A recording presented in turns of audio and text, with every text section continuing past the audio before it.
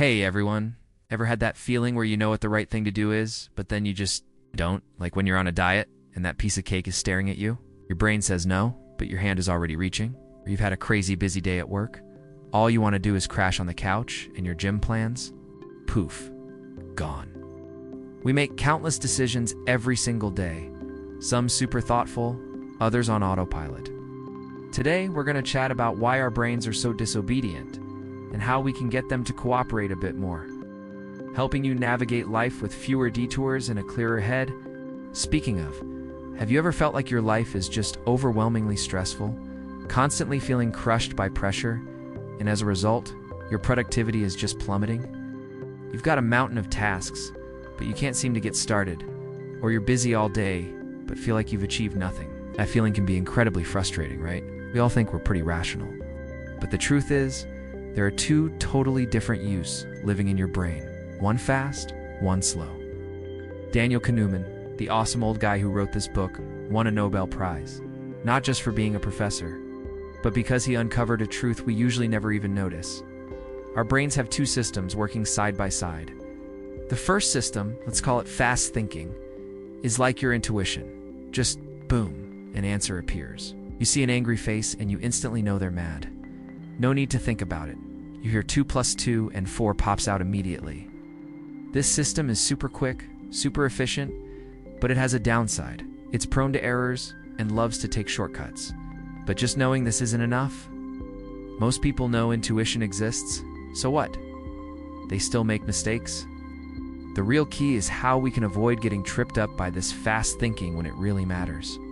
For example, a busy office worker has to decide what to wear, what to eat, and which way to go to work every morning. If they overthought every single one of those decisions, they'd never get anything else done. So, most small decisions are handled by fast thinking.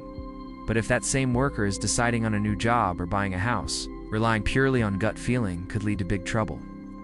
Many people get into financial messes or damage relationships with impulsive arguments because they lean too heavily on their intuition. And our brain's second system, let's call it slow thinking, is like a super diligent analyst.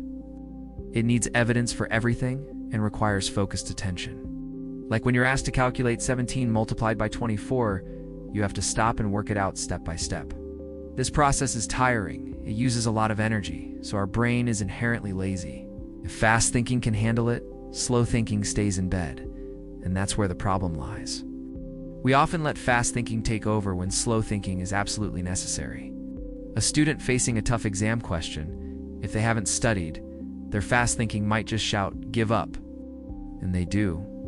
If you only get to this point, the impact is actually very limited. What's even more problematic is that when life stress is huge and you feel crushed by the burdens of work, family, or studies, your slow thinking system tends to go offline. Think about it. When you're anxious and your thoughts are racing, isn't it harder to focus deeply on a complex problem? Stress is like a thick fog covering your brain, dimming the light of slow thinking, making it hard to see clearly. At this point, fast thinking swoops in, leading you to make hasty decisions, or simply getting stuck in a rut of procrastination and inefficiency. It's like a freelancer facing a pile of work and bills. Fast thinking might make them so anxious they can't do anything. But if they can activate slow thinking to analyze, what tasks are top priority? Is there a way to ask for help? In the long run, which choice will actually solve the problem? If you only let immediate pressure dictate your actions, it's easy to make choices you'll regret. But the real key is knowing when to use fast thinking and when you absolutely need to activate slow thinking. Most people aren't even aware these two modes exist, so they constantly make rookie mistakes on important decisions. Imagine a newly married couple buying a house. The real estate agent paints a beautiful picture of the future, and fast thinking makes them feel, this is it. But if they engage slow thinking, calmly analyzing the location, school district, potential for appreciation, and even hidden issues, they might avoid years or even decades of headaches down the road. There's another really interesting phenomenon called the anchoring effect. What that means is, when we make judgments, we're super easily anchored by the first piece of information we hear. For instance, you go to buy a car, and the salesperson quotes a really high price first, creating an anchor in your mind. Then they drop the price a bit, and you think, wow, what a deal. But in reality, that discounted price might still be quite high. A regular person from an average family wants to sign their kid up for an extracurricular activity. The training center gives a sky-high initial price, then offers a limited-time discount. Doesn't that make you want to jump on it? That's fast thinking at play. It didn't verify if the price was reasonable, it just got swayed by the first piece of information. This next point is where the biggest change happens. We need to learn to actively seek out more information to break that anchor. Let's use another example. Loss aversion.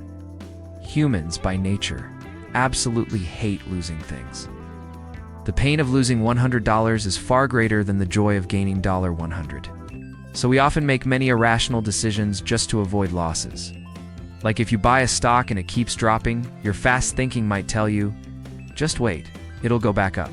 And what happens? You might lose even more.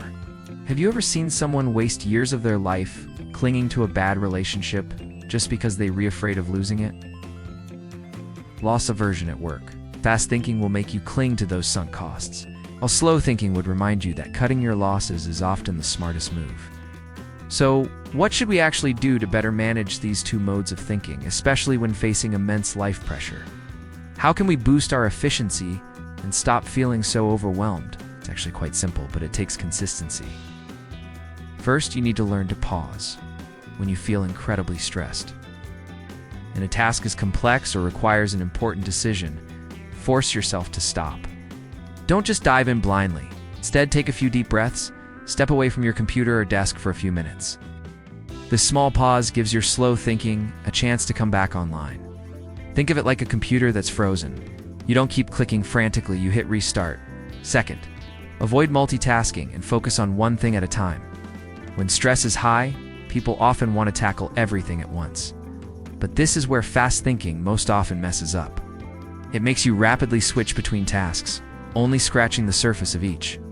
And you end up getting nothing done, feeling even more anxious. Your brain isn't an octopus. It can only hold one chopstick firmly at a time. So, focus on just one task, even if it's for only 15 minutes. Use the Pomodoro technique, 25 minutes of work, 5 minutes of break to force yourself to concentrate. Third, break big tasks into smaller chunks. Huge, vague tasks are the biggest culprits for stress and procrastination. Your fast thinking sees a Mount Everest and instinctively recoils. Break down a large project into several actionable small steps. For example, write a report becomes research information, create an outline, write the introduction, and so on. Set clear deadlines for each small step. Climbing a mountain isn't a single leap, it's one step at a time. Completing each small base camp gives you positive feedback and reduces pressure. Finally, you need to give your slow thinking a quiet environment and continuously recharge. Slow thinking needs energy and focus. Nice. Find a relatively quiet, distraction-free place to work. Turn off phone notifications and irrelevant web pages. At the same time, ensure you get enough sleep. Schedule some activities daily that genuinely help you relax, like walking, listening to music, meditating, chatting with friends, or even just zoning out. These aren't wasted time, they're your brain recharging. When your phone battery is low, do you keep playing games, or do you plug it in to restore its power? Remember, this isn't about turning you into a perfect robot. It's about understanding how your brain works, so you can manage it more consciously. When you feel overwhelmed and unproductive due to stress, don't blame yourself. Instead, recognize that your brain is sending an alert. It might need you to switch to manual mode and give slow thinking a chance to do its job.